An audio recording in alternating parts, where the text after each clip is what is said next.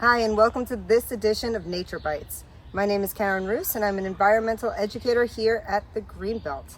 Today we are going to be talking about something that you're probably very familiar with, poison ivy. Now I know you're itching to find out more, so let's go. Although poison ivy is not beneficial to humans, it is a native plant and it's very beneficial to the wildlife that live here in our park. It can be found anywhere from a woodland to a park to your very own backyard. So it's really good to know what it looks like and where it grows. If we look down, we can see it's growing as a small plant. And it's kind of tiny, and it looks just like a little plant growing in the woods. Sometimes it gets a little bigger and almost like a small shrub. And when it gets really old and it vines, it can grow all the way up a tree, such as this beautiful specimen we have right here above my head.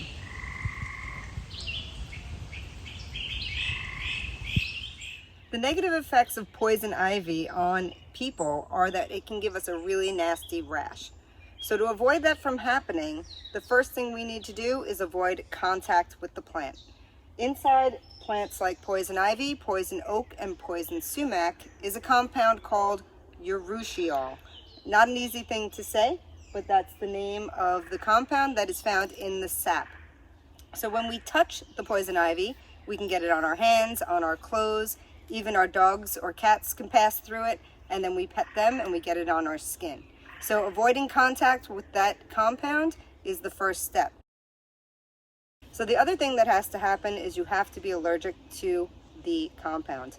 I wasn't for many years, and then all of a sudden I became allergic to it. So don't assume just because you've touched it and you didn't get a rash that will always be the case.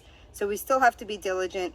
And some people unfortunately get a really bad reaction, and if that happens, you will have to go see a doctor, maybe get medication. All right, so if we come over here, one way to avoid it, and the best way to avoid it, is to know what it looks like. So we can see here leaves of 3, right? So the old saying, leaves of 3, leave it be. Sometimes they are like a football shape, but as you can see behind that patch that we just looked at, sometimes they have toothed leaves. So it can come in some different forms, but that's generally what it looks like. We should note that in the fall it does turn colors like other plants do, and it will turn a reddish color. Sometimes when it's very young, it is reddish as well. When it's up on the tree like this, you can see the berries. I don't know if we can see it in the video, but there are berries on this plant, and they are white. So white berries is another really distinct characteristic of this plant that will let you know it might be poison ivy. Also poison oak and poison sumac have those color berries as well. Right now they're green because they're young. And another really important thing to look for, especially on the vines, is this hairy rope. So again, another little saying is hairy rope, you're a dope if you touch it. And those hairs are actually called aerial roots, and it helps the vine to climb up the tree. You might see this with English ivy as well, which is not poisonous, but if you see it, don't touch it, don't take any chances. So what can you do if you can't avoid poison ivy and you do come in contact with it?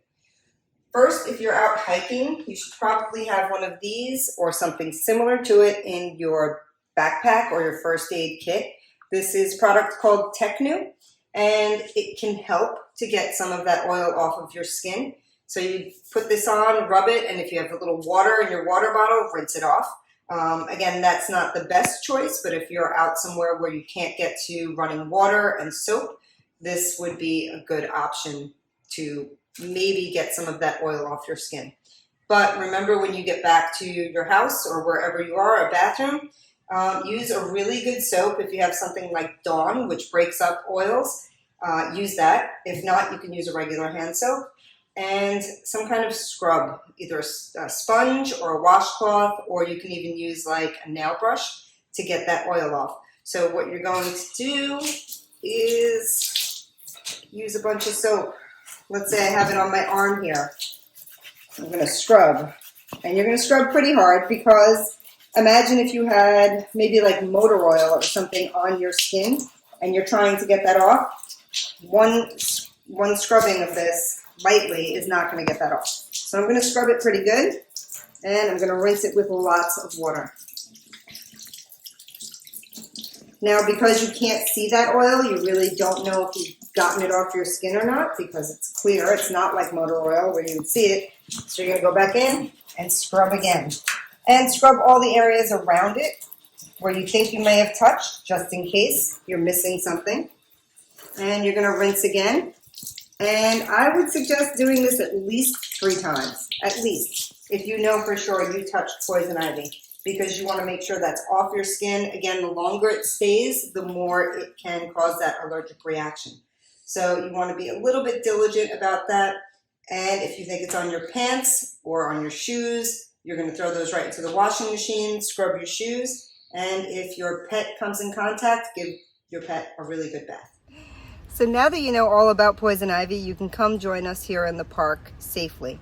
If you can't join us in person, you can join us virtually at our Greenbelt Facebook pages, our YouTube channel, the Staten Island Greenbelt, or check out our events calendar at sigreenbelt.org. Happy hiking!